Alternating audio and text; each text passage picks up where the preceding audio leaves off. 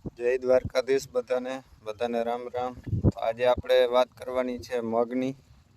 મગ વિશે થોડુંક માહિતી આપવાની છે।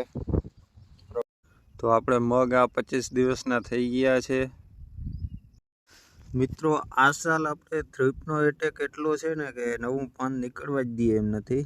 આ જો તમે આ કોકડ થઈ જાય છે આ રીતનું। આ જોવો છો બધા પાન તમે કેવા થઈ ગયા છે।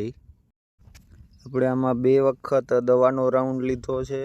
એક વખત આપણે આયુમિક એસિડ આવે છે એ, અને એની સાથે રોગર, અને બીજી વખત EM1 આપણે ઈયળની દવા છે।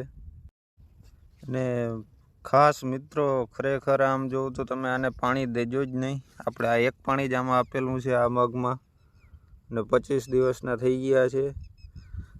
આ જેમ તમે પાણી દેશો એમ ચૂસિયા જીવાતનો એટેક વધારે રહેશે।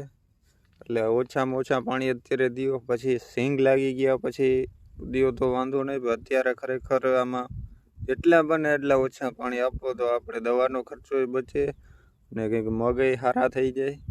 બાકી નકર આ સાલ થ્રીપનો એટેક એવો છે ને કે કંઈ નવું પાન નીકળવા દે એમ જ નથી। તમે જોઈ લ્યો બધા મગ આપણા આખી વાડી।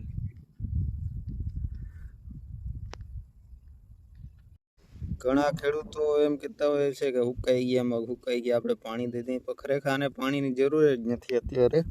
દારિયા લાગે ત્યારે જ પાણીની જરૂર હોય। અત્યારે જેટલા પાણી ઓછા દેશો એટલું આપણા માટે ફાયદો રહે, એટલું કોકડ ઓછું આવશે।